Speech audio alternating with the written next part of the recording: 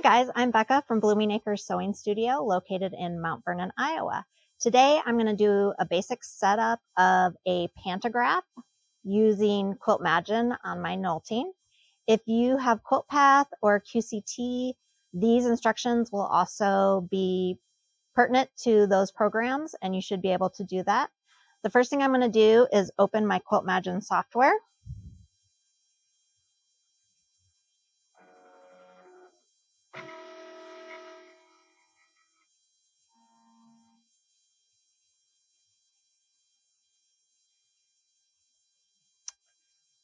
Okay, and so I am going to choose Pantograph because I want to use Power Panto.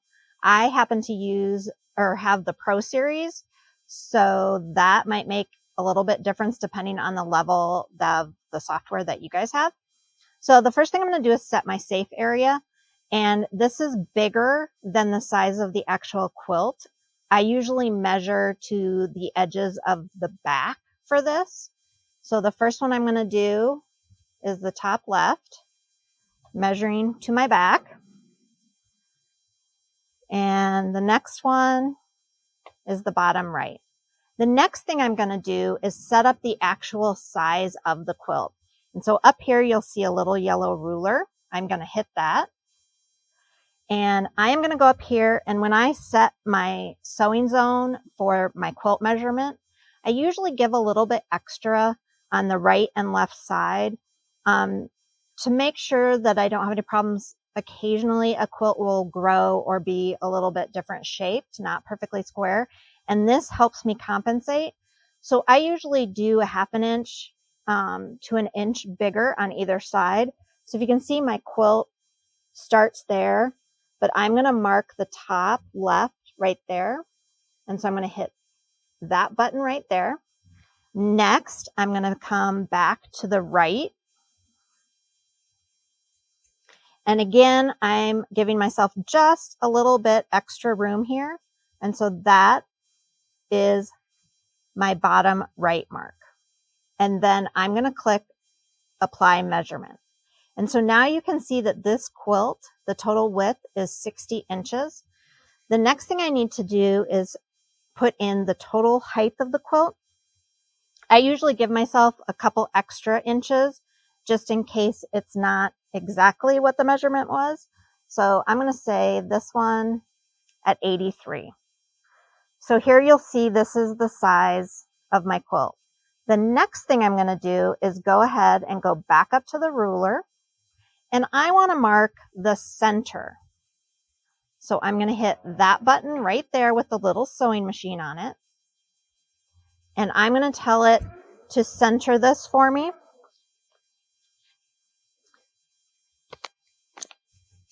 And I have little, I don't even know what these are called, paracord and toggles on here. And so I use this to mark my center, and I use one on either side to mark my sides.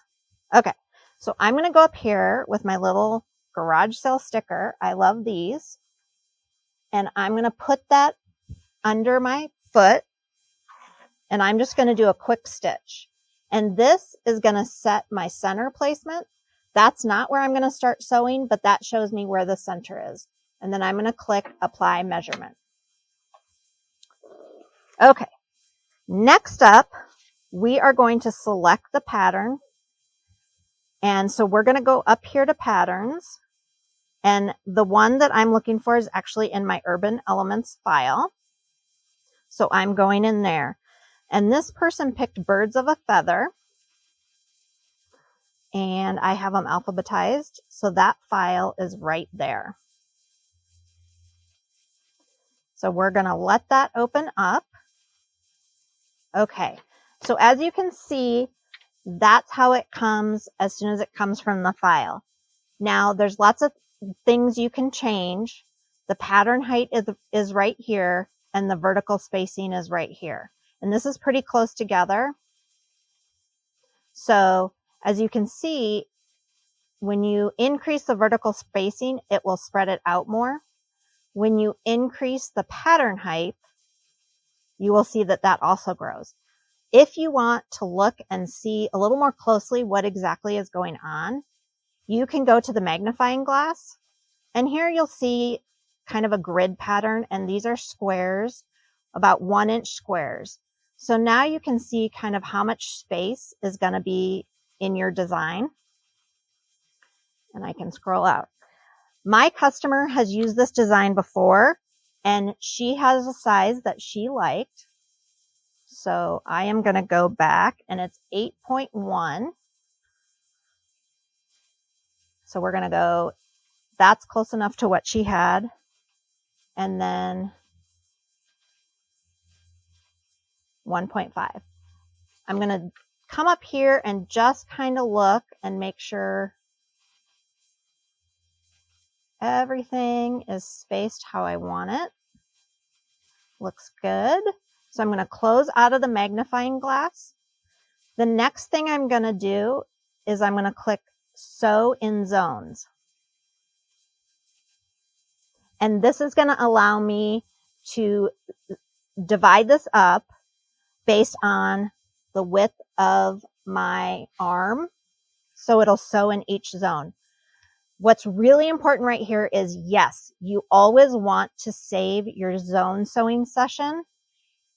If you don't finish it, if the power goes out, there's different cases. If you have not saved it, you will be very, very sad if something glitches. I just have some random ones up here that I continually save over. So I'm just clicking one of those and I'm hitting save. It's asking, do I want to overwrite it? Yep, I'm finished with the one that was before. And now we're into placing the pattern. You can either do single placement or you can do 4-point placement. I tend to do single. I'll do another video later on 4-point. But I'm going to take this over back to this green dot. But I don't want to start stitching up here. So I'm going to come straight down from that dot to where the edge of the fabric is. And I'm going to say that I want to mark it right there. And there you go. So all I need to do now is set my needle up and I can start sewing. So there you go. Setting a Power Panto, super easy. And I hope you enjoyed this simple video instruction. Thanks.